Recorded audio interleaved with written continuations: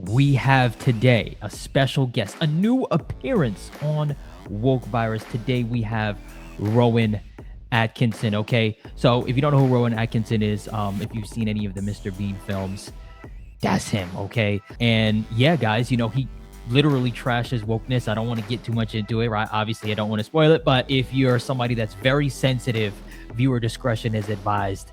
Without further ado, we getting right into it. Let's rah! Oh my God! When it comes to the consideration of any issue relating to free speech, it's my passionate belief that the second most precious thing in life is the right to express yourself freely. The most precious thing in life, I think, is food in your mouth. And the third most precious is a roof over your head. But a fixture for me in the number 2 slot is free expression, just below the need to sustain life itself. That is because I have enjoyed free expression in this country all my professional life and fully expect to continue to do so. Personally, I suspect highly unlikely to be arrested for whatever laws exist to contain free expression because of the undoubtedly privileged position that is afforded to those of a high public profile. So my concerns are less for myself and more for those more vulnerable because of their lower profile. Like the man arrested in Oxford for calling a police horse gay. Or the teenager arrested for calling the Church of Scientology a cult. Or the cafe owner arrested for displaying passages from the Bible on a TV screen. When I heard of some of these more ludicrous offences and charges, I remembered that I had been here before in a fictional context. I once did a show called Not the 9 O'Clock News some years ago, and we did a sketch where Griff Rhys-Jones played Constable Savage, a manifestly racist police officer to whom I, as his station commander, is giving a dressing down for arresting a black man on a whole string of ridiculous, trumped up and ludicrous charges. The charges for which Constable Savage arrested Mr. Winston Kadogo of 55 Mercer Road were these: walking on the cracks in the pavement.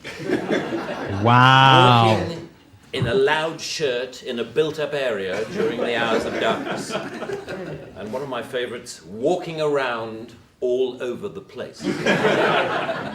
He was also arrested for urinating in a public convenience and looking at me in a funny way.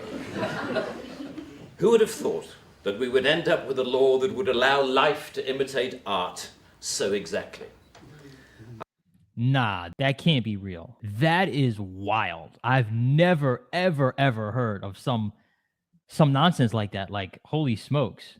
I read somewhere a defender of the status quo claiming that the fact that the gay horse case was dropped after the arrested man refused to pay the fine, and that the Scientology case was also dropped at some point during the court process, was proof that the law was working well, ignoring the fact that the only reason these cases were dropped was because of the publicity that they had attracted.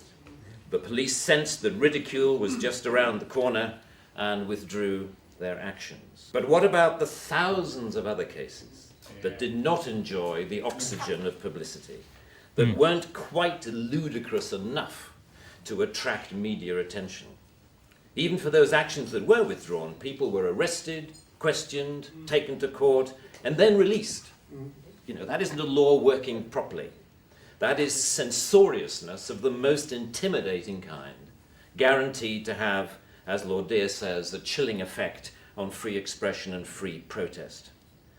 Parliament's Joint Committee on Human Rights summarised, as you may know, this whole issue very well by saying, while arresting a protester for using threatening or abusive speech may, depending on the circumstances, be a proportionate response, we do not think that language or behaviour that is merely insulting should ever be criminalised in this way. The clear problem with the outlawing of insult is that too many things can be interpreted as such. Criticism is easily construed as insult by certain parties. Ridicule easily construed as insult. sarcasm, unfavorable comparison, merely stating an alternative point of view to the orthodoxy can be interpreted as insult. And because so many things can be interpreted as insult, it is hardly surprising that so many things have been, as the examples I talked about earlier show.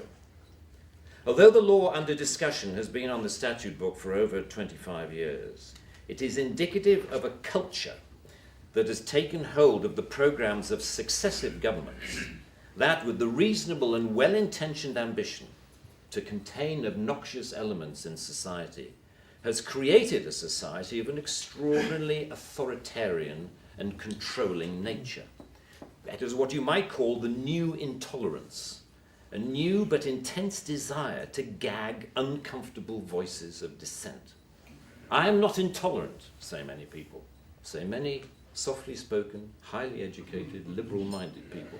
I'm only intolerant of intolerance.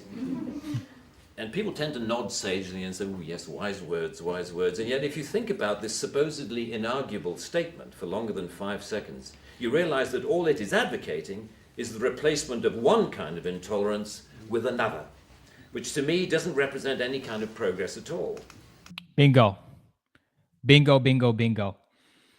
And at the end of the day, what I like about this video specifically is a lot of people think the woke stuff is happening just in the United States. That's not the case. It's really happening all over the world, right? It's happening in all different countries, and it's spreading. Which is why this channel is called Woke Virus, right? So I think that's an important thing to state. And yeah, but back to video. Let's let him finish. Underlying prejudices, injustices, or resentments are not addressed by arresting people. They are addressed by the issues being aired, argued, and dealt with, preferably outside the legal process. For me, the best way to increase society's resistance to insulting or offensive speech is to allow a lot more of it. As with childhood diseases, you can better resist those germs to which you have been exposed.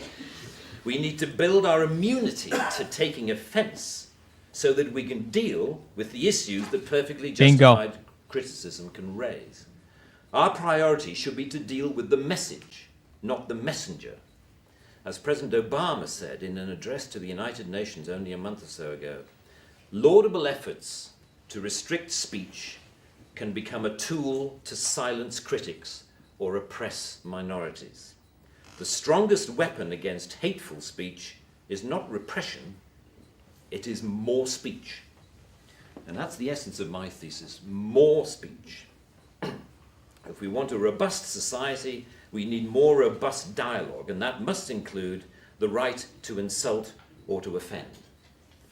And even if, as Lord Dear says, the freedom to be inoffensive is no freedom at all. The repeal of this word in this clause will be only a small step, but it will, I hope, be a critical one in what should be a longer-term project to pause and slowly rewind a creeping culture of censoriousness. It is a small skirmish in the battle, in my opinion, to deal with what Sir Salman Rushdie refers to as the outrage industry. Self-appointed arbiters of the public good, encouraging media-stoked outrage to which the police feel under terrible pressure. Propaganda, right? Media outrage. Again, whoever controls the media controls the what? Controls the narrative, okay? So, back to the video. To react. A newspaper rings up Scotland Yard. Someone has said something slightly insulting on Twitter about someone who we think a national treasure. What are you going to do about it? And the police panic and they scrabble around and then grasp the most inappropriate lifeline of all, Section 5 of the Public Order Act, that thing where you can arrest anybody for saying anything that might be construed by anyone else as insulting. They don't seem to need a real victim. They need only to make the judgment that somebody could have been offended if they had heard or read what has been said. The most ludicrous degree of latitude. The storms that surround Twitter and Facebook comment have raised some fascinating issues about free speech, which we haven't really yet come to terms with.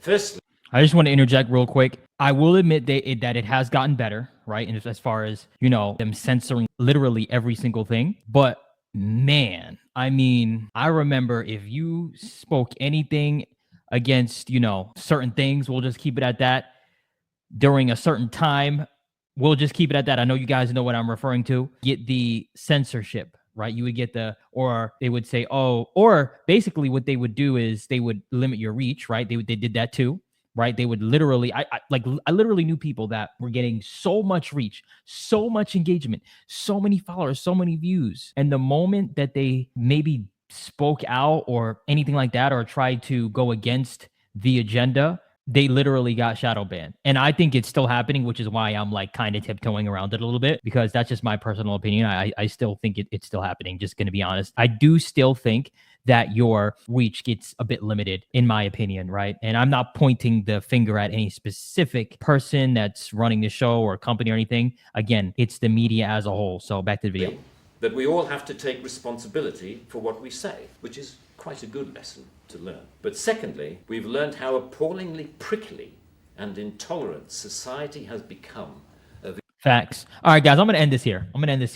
I agree with them. 1000%. We got to make a change. We definitely have to make a change. And I do think that, and I said this in a lot of my other videos, I do think things will get better. Right. I'm always going to tell you I'm an optimist. However, there was one video I reacted to where Officer Tatum was in the video, and the one dude was basically saying, woe is me. Right. Obviously, a lot of these people say woe is me, but that was it. It was just full stop. Oh, speaking, I think he was talking about people of color. We don't have it as good, blah, blah, blah. And the thing about it is, okay, cool. Like, we've established that, but how can we move forward? How can we make it better? How can we, what are the solutions to these problems? Don't just talk about the problems, talk about the solutions, right? And even in this video, a lot of the problems are being talked about. Again, maybe this is only a clip of it, so I don't want to take it out of context, because, I'm not one of those people that say, oh, he didn't talk about this. I'm not going to say that, because he kind of is in a way, right? He's saying, this has to stop, blah, blah, blah, right? But, we need hard, do this, do that, do this. This is why the right administration is actually important, right? Because they're the ones that put the laws together. They're the ones that can point certain people in certain areas to make sure that things actually go through. And anyway, guys, that's pretty much it. Let me know what you think. Do you think I'm speaking facts, or you think I'm not, right? Maybe you disagree with me. I don't know. Leave it in the comment section below. Thank you guys for watching. Till next time, peace.